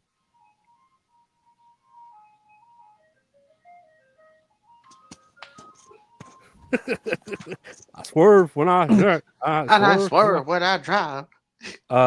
There's a lot of branching storylines involved with them, and it was for Liv Morgan to be out fucking like 10 months or under a year, and then for Seth Rollins to get hurt, it's just like fuck. Like, what are they gotta like pivot and do a audible now, like for a lot of shit. It's not just a quick just replace him with fucking R-Truth, or whatever. Like, there's a lot going on. So hopefully there's a speedy recovery to that, because sources say that is a legitimate. Everyone was like, is he faking it and he's gonna cash in at the end of the night against? It's like, bitch. It's like, dude, he had to get help to the back. Like, why are they gonna fake that shit? I was like, I don't think he'd fake it. I don't know, like. Storyline wise, I don't think it would make sense for it to be like that. No, man, I don't think it would either. No. Fucking people are dumb. Yeah, but that was match 3, and then so speedy recovery to Seth Rollins. Yes. Match 4, Gunther versus Goldberg for the World Heavyweight Championship.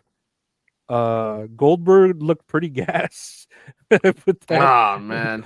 But he lasted pretty long. He was no selling Gunther's chops that he would do to him. There's a point where Goldberg accidentally spears the ref, Charles Robinson. Hell yeah. He's been having a lot of shit recently because he just got hit by John Cena, and here he is getting speared by him. There's a point where Gunther takes too long on the outside, talking shit to Goldberg's son, and just taunting Goldberg like with his knee brace and stuff like that, just fucking with him. And then whenever Gunther went back into the ring, he got speared, and then he got jackhammered, and there was no ref to make the count. Once the ref came back, Gunther was able to lock in the sleeper hold, and yeah, that was it. He tapped out, or he didn't tap out, but you know where they didn't do the take the 3 arm. hand. They just did 1 raise. They didn't do the 3 arm Fuck raise. off.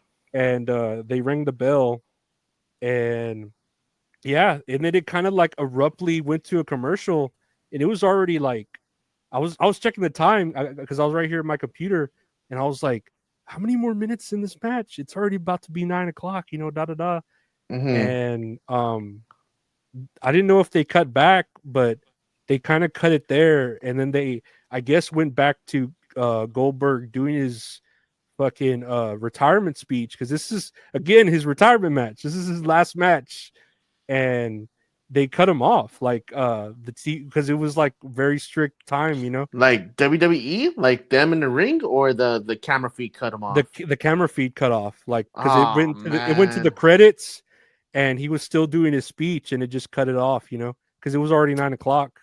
Time for Big Bang Theory, man. or whatever the fuck is showing, Transformers. God, man, that sucks.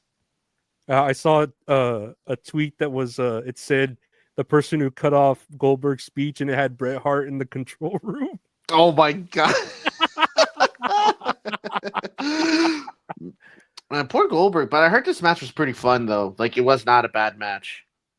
It was for the length and a Goldberg match. It was all right, and they had a lot of old WCW people come out with him, so it was pretty cool to see like those same people that would walk him to the ring in WCW walk him again to That's cool. his last match. So it was pretty cool. Yeah.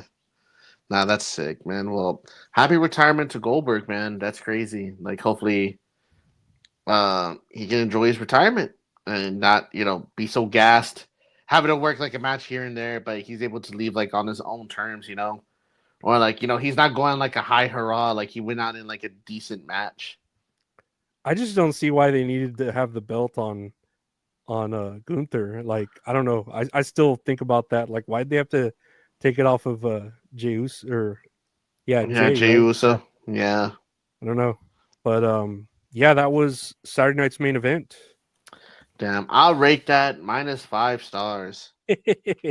I'd give it like 2 stars, just because the fucking commercials and the lack of women, and the lack of color talent and women talent that didn't go into it. That is true. That is true. Well, they had both, right? They were just fighting. Yeah, they showed up, but yeah, they didn't do anything. Ooh, that water's old. Too many white people. minus 3 stars. To my liking, damn it. Lastly, here we have the NXT Great American Bash, which showed during both of these shows were actually during All In. That is fucking crazy, dude. Oh my god. Yeah, they bled into each other, both of them. Oh man. Yeah, so for Great American Bash, it was held in the Center Stage Theater in Atlanta, Georgia. I think it was happening in the same place. It had to be, because they had stars from NXT show up in the crowd. Yes. At Saturday night's main event, and I was like, "Where the fuck are they? Did they fly them out super quick?" I was like, "No, they had to have them there in the same fucking area." Yeah. So this, yeah. Oh, that's my next note from Atlanta, Georgia. So, it was a very small theater. Well, it's a theater, so of course it's gonna be smaller. I looked it up. It says it holds 1,050 fans. I don't know if they had they said they were sold out, but I don't know. It was like less than 1,000 because, you know, the whole stage setup and everything. The only notes I have before the show is like Corey Graves is more vocal and informative. Like he seems more into it. Booker T is on something, probably Adderall. Dude, Hey, I'm on Adderall. dude, hey man, send some this way. No, I'm joking. Dude. Dude, like Booker T was on something else, man. And now I understand Corey Graves because like some of the shit Booker T was ranting on, man, it was kind of pissing me off. Like this shit was just ridiculous. I don't know what was going on. I don't know. I didn't really hear the commentary because this is when I had both pay-per-views on, and the other one was louder than the other. But yeah, I didn't really hear the commentary as far as like what was going on. I just watched the matches. And with this show, it was very short. I think it was only like 2 hours, from what I understand, and it was just like match after match after match after match, which is good because the matches weren't longer than like 15 minutes. I think like they weren't long at all. The first one here is Javon Evans versus Jasper Troy. Jasper Troy, he was the one who won season 1 of LFG, I believe. My notes here, I cannot understand a fucking thing Booker T is saying. If I were a wrestler, I'd dress up as Kevin Owens or Jasper Troy. It's a good big man versus little man. Fans are super vocal, like super emotional crowd because it's a smaller arena. Evans wins with a roll-up pin. Is that what he won with? Because I swear, like, turned away for a second. I saw that he won, and I was like, well, they'll show him the replay, and they didn't show a replay. So yeah, it was just a roll-up pin. Yeah, I figured it was something like super quick, and I was like, what the fuck? And yeah, I guess Booker T would be real animated for Jasper Troy because that was his student. Like whenever they picked teams, Jasper Troy was his like main guy. So he's like really like pushing him because that's the one that won and it was on his team, you know. Okay. That makes more sense, but still Booker T needed to shut the fuck up, dude. Oh yeah, man. Oh yeah. I feel bad. Oh no. I feel bad though for the woman who won the LFG. She's in Evolve right now, and WWE Evolve. Really? Yeah, and I feel like, man, do they not have any? You know, because it was for a NXT contract. If you won LFG, and right now they have her in Evolve, and she's not a bad wrestler. She's got sort of an Olympic gimmick, like Kurt Angle, you know, because she's won an Olympic medal. But I guess she's too green where they brought her down to Evolve. And I'm like, man, that sucks that she's in Evolve. And here's Jasper Troy. Fucking, he had just challenged for the championship against Obafemi. And then he's in a pay-per-view with Javon Evans and the girl who won at the very bottom, you know. That sucks, man. That's heartbreaking. Poor thing, man. But as far as the next match here, it's Izzy Dane versus Sol Ruca for the NXT Women's North American Championship. I didn't really get to take a lot of notes on this one. I just put Tatum Paxley came out with Izzy Dane because she's part of the Culling. I think that's the name of the group with Sean Spears. She does a distraction at the beginning where Izzy Dane could have won right away. It was an okay match. Tatum Paxley takes a hell of a spear. Soul Snatcher for the win. Yeah, I put here that Sol Ruca's hot. I'm glad she won. And then she's wrestling 3 times in 3 days. She wrestled on SmackDown. She wrestled at Great American Bash, and I'm pretty sure she's wrestling at Evolution, probably at the Battle Royale. Battle Royale. Yeah, I think so too. So nothing much really happened in this match. Just very athletic from both women. Yeah, that's all I can really say about it. Yeah, Sol Ruca's hot. That's all I can say about it. She's hot, man. Yes, yeah. She got me acting all stupid. So the next match here, I know we're going by kind of quick with these notes, but it's because not really much happened in between segments, in between like matches. You know, there wasn't really a lot of segments or anything like that. And it's just more like, hey, look what's going on with these shows like this week or this week in wrestling. Like catch these on YouTube or catch these on Peacock, and then they will go to the next match. Mhm. Yeah, and Um, then commercial. They were doing like ad reads and stuff like that, and yeah, really pumping everybody up. I don't know if they announced here about Heat Wave. I saw that somewhere. I think I I just don't saw that know. online. Yeah, maybe I just saw it online where they said NXT Heat Wave is the one of the next things, or they announced what date is going to be on. And the date they announced it on is going to be the same day as AEW Forbidden Door London.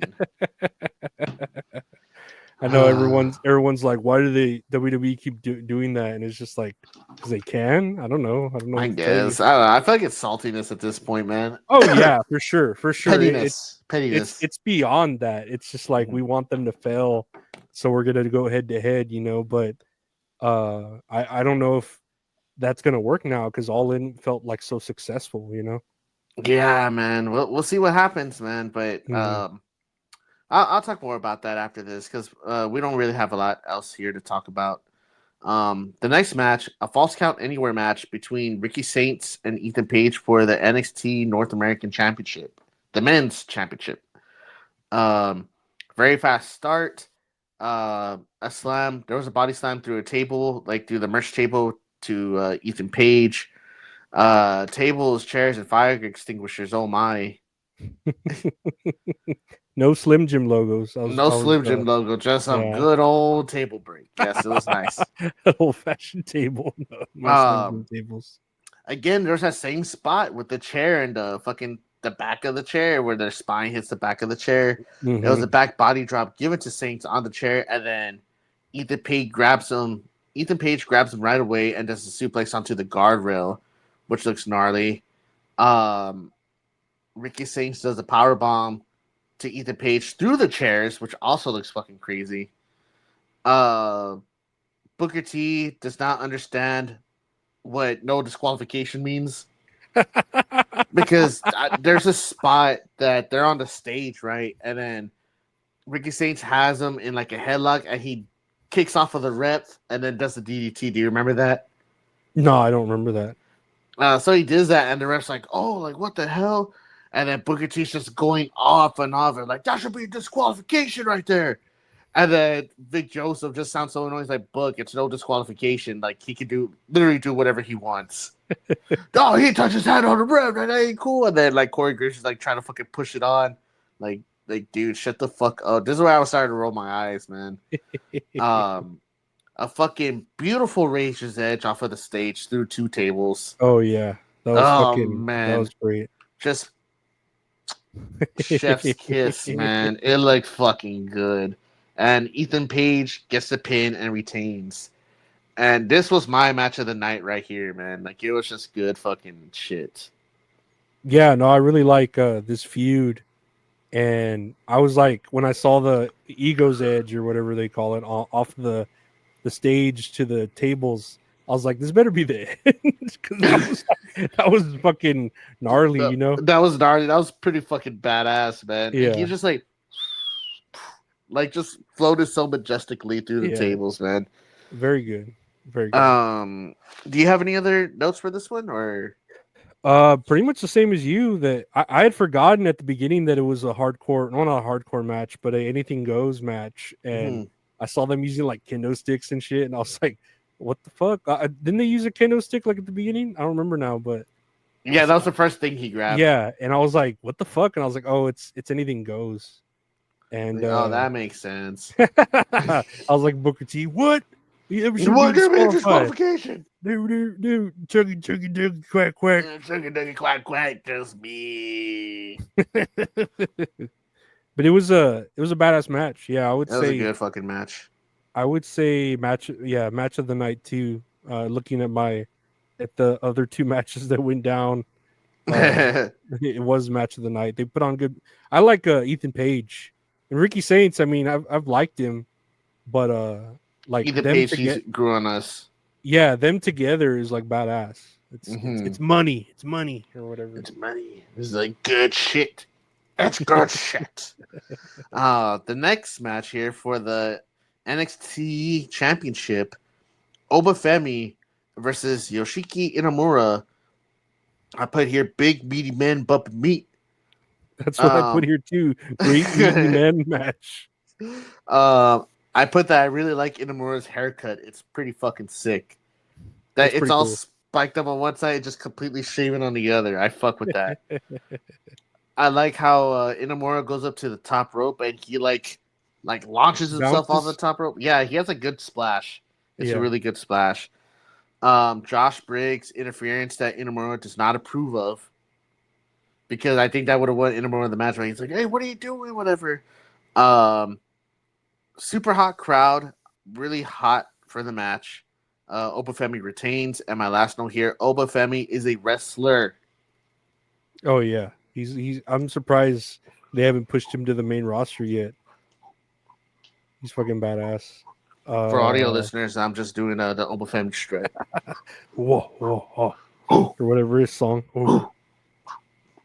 Yeah, that was pretty much all the notes I had here. That Inamura didn't want to win in that way, and he ended up losing. But it was a good match. It was a badass. It was a good match, yes. And I really do like Inamura. So we're gonna see what happens next between the tag team of Inamura and Josh Briggs, because I know Obafemi got confronted by Josh Briggs after that match backstage, but I didn't get to see like what else had happened. But it was like some confrontation, heated shit in the backstage area. So we'll see what happens on Tuesday. Set your TV clocks. Yes, set your TV, set your analog alarms. Set your egg timers to it. Set that timer on your microwave. Don't touch that dial. We're just getting started. Lastly, well, I'm going to say really quick. Before that match, there was a TNA Championship match contract signing. I don't know if you saw that. Oh, no, I skipped it. What happened in that one? So it was just Mike Santana, Joe Hendry, and Trick Williams came out, signed the triple threat match for Slammiversary. Santana and Hendry put aside their differences to put Trick Williams through a table, but then Dark State came out and messed both of them up. Dang. Fucking damn it, Dark State. Fuck.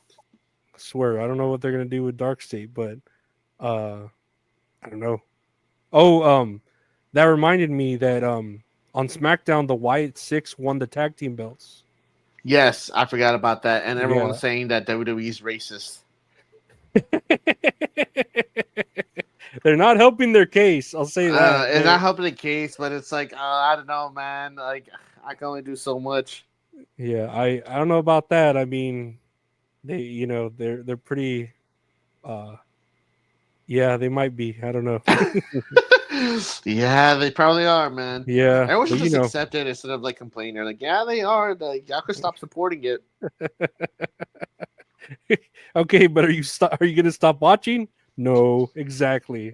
That's part of the plan. Yeah.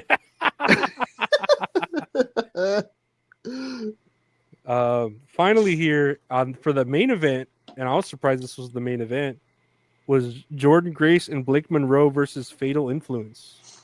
Yes. Right here I put that. Oh my goodness, excuse me. It was the longest match on the card.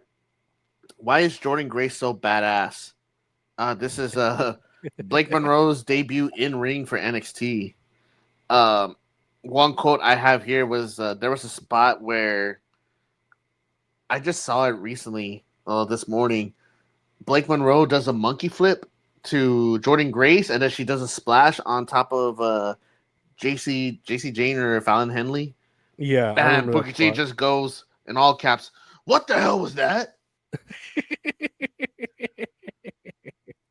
Yeah, they could have messed up that spot real easily, but it worked out. It worked out just right. What the hell was that? And I'm like, Booker T, that was a fucking monkey flip, dude.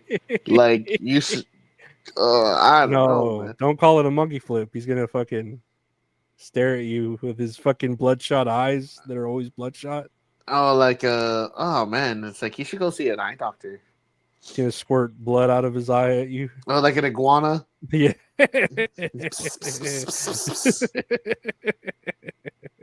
Then scurry off. That's it. It was like, what the hell was that? It's like Booker T. If you look clearly, he's like, Booker, you really gotta stop squirting shit at me, please, for the love of fucking Christ. It's not me. It's not me, it's my defense mechanism. Shucky ducky quack quack. Oh, meat. No cheese, no bread. Oh, meat. That hurts to be that. It does. I finished like hurts. 3 bottles of water, man. I'm out of soda. I just finished my 2 sodas. Okay.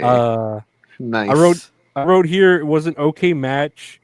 Blake Monroe is hot and makes a good teammate to Jordan Grace. But to me, they both seem pretty green still. I don't know if that's just me, but they seem like I don't know if they're just not used to tag teaming or they're still a little green, but that's just the way I felt like it was. Masha Slamovich showed up and created a distraction that helped Grace and Monroe win. To add on to that, there was interference from Jasmine Nix, who is the 3rd member of Fatal Influence. She was there at ringside, and the commentary team are talking about like, oh, like there's Jasmine Nix like interfering, and Booker T again. This is tag team wrestling, right? And I put underneath, no, that's a disqualification if she gets caught, Booker T. There's a sick big boot to Jordan Grace from JC Jane from the outside. There was a spear from the ramp to the ring from Henley to Jordan Grace. And again, to go off of what you said, Masha Slamovich runs in to take out Jasmine Nix. There was one spot where Blake Monroe takes a huge fucking knee to the face, and she was covering her nose for like a really long time. Mm-hmm. But she's okay from what I'm assuming. And like you said, she pins the champion to seal the deal. And Jordan Grace is pulling double duty at least because she's at Evolution against the champion, right? JC Jane. Her, JC Jane, and I'm assuming Blake Monroe is also going to be doing double duty if she's going to be in that battle royale. Mm-hmm. Man, just a lot of fucking double duty, man. It's crazy. It's crazy how they have such a big roster and you're still doing double duty. It's like the whole shit we were just talking about last week. Do you think? Well, that was NXT Great American Bash. Mm-hmm. What would you give it? Like a 6. It was good.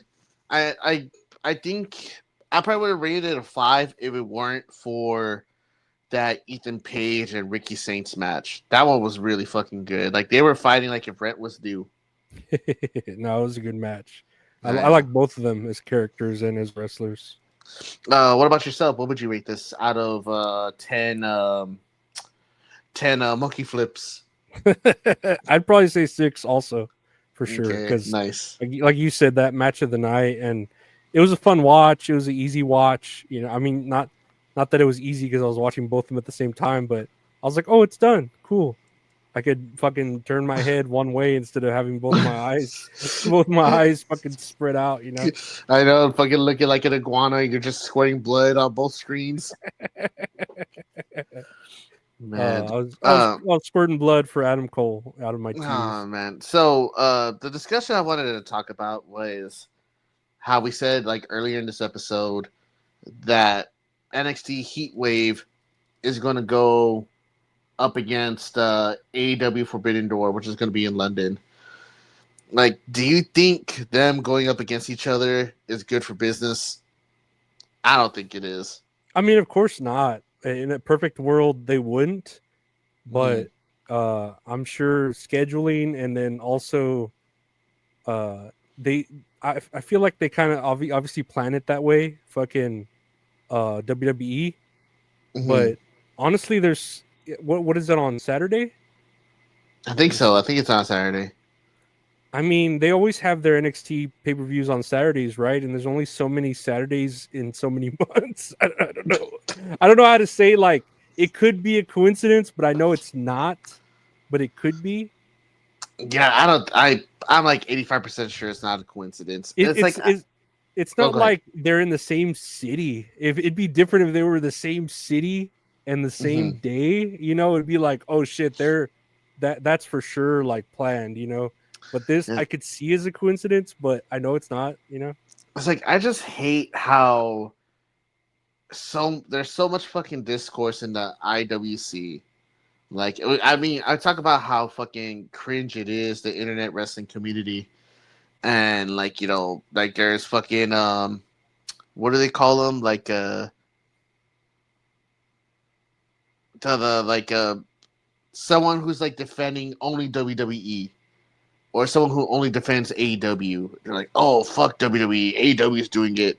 Yeah, There's a they're term like, for it. it's like Fuck. tribalism or something. Tribalism. There you go. Thank Yeah. you.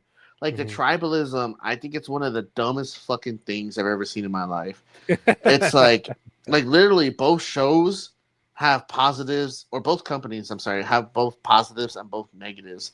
Some might outweigh the others. It's like, hey, you complain about like the kickouts happening too much over in AEW or too much blood. It's like, well, fucking, there's not enough wrestling going on in WWE because there's so many fucking commercials. Like, it goes both ways. And it just sucks because it's like, man, I just want to enjoy both products and like just enjoy wrestling in general. But I feel like it's mainly WWE. I don't think it's AEW, right? Uh-huh. Where it's like, okay, August 10th. Oh, AEW just announced a new show. Oh, okay, we just announced a show that day too. Crazy, right? I know, weird. And it's like, that's gonna cause so much more discourse, like in the community, where it's like, oh, well, y'all could go watch WWE. I'm gonna watch AEW, or it's like, man, fuck AEW. I'm gonna watch WWE. It's like that's where I feel like it just builds up because it's like I see all the shit on Twitter. Like, first off, Twitter is so fucking toxic, and I Oh yeah. hate it. If it weren't for this podcast, I would have deleted Twitter a long time ago.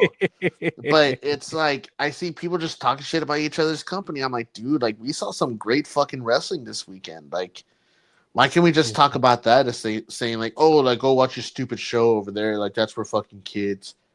And it's so crazy. Like I wish I could just shut all that shit off. But it's like eventually it just still comes back around. I just don't understand how like people can like something or love something besides like your family, right? So much that you're gonna defend it, like like like AEW or you know, I it's the same way. I have pros and cons about both. I talk shit about both. I might like one more than the other, right? I may let's say I do like WWE more than AEW just because, right? But that doesn't mean every time I see someone tweet AEW rocks or AEW is better, I'm gonna respond to each one or take that time to like Dude, go out of my way yes. to look for it. You know, like Mm-hmm. why am I wasting that energy on something that like doesn't even really in the span of the universe care about me? I mean, Mm-hmm. you know, it cares about its fans or whatever, but it's really like doesn't matter, you know, like in terms of us being people specks on the earth floating around. You know, it's Dude, nothing to lose yes. sleep over. It's like literally we are so fucking tiny. Mm-hmm. Like compared to like the whole universe. Not trying to get like philosophical about it or Yeah, anything. yeah, for real. But it's, man, are you really gonna spend your time just hating? You know, like don't get me wrong, there's bad booking. There's 100% bad booking, and it goes for both companies. I mean, it goes for every fucking company. Don't get me wrong, Mm-hmm. but like the two main ones, like there's always gonna be bad booking. But I'm not, like you said, I'm not gonna go out of my way to fucking comment somebody's wrong because they like something that I don't. You Yeah, know, no, it's a waste of energy, time. It's a waste. It's just a waste. it's like go outside, man. Go cut the grass. Honestly, or just sit outside and read a book. The weather's nice. Actually, I think it's gonna be raining today. But y'all just open up a window. That does a big difference. Just take, you know, like what is it? Stop, take 4 seconds, breathe in, breathe out, and see if it fucking how you feel after that. You know what I mean? Hold on, let's do that right now. Okay, on go. 3, 2, 1, go. Man, dude, fuck Wheeler Yuta.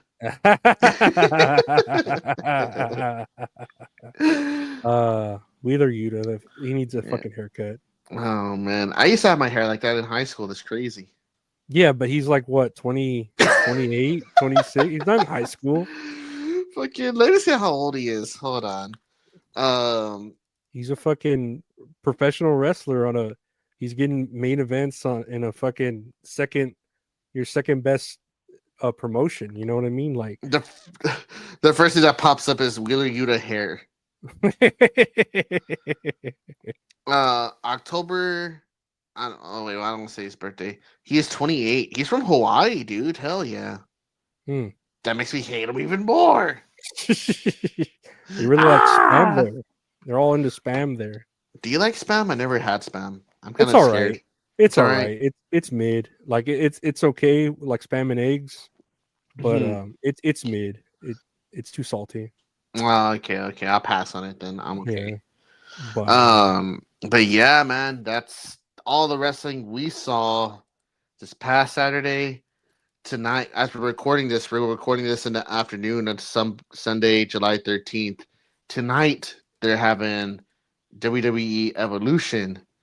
So hopefully after this show, we'll briefly talk about that next week. We'll go back into the regular news. Man, yesterday felt like a fucking chore.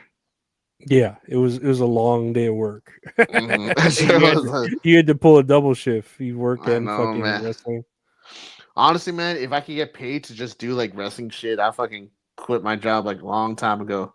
For real. Me too. Yeah, man. That'd be great. It'd be great. It's great. Everything's great. That's great. But that's today's episode. I think we talked about a lot. We learned a lot. Mm-hmm. We lived a lot. But I want to thank Gabe for being here. I want to thank everyone for listening, watching, rating, reviewing, liking, subscribing, commenting, all that good stuff. And what do you have to say to the people, Gabe? Nothing much, man. Just going based off what you just said right now. Thank you for liking, commenting, subscribing. Hit that notification bell on YouTube. Leaving a 5-star rating on Spotify. We are available on Mondays anywhere you get your podcast needs. Go buy merch on stickermule.com/that's all funny. That's where you can find merch for That's All Funny and That's All Kayfabe. Yep, all the shows. But I want to thank Gabe for being here. I want to thank everyone for listening, watching again, and we'll see you all next week with Evolution. Everyone, take care. See y'all later. Bye.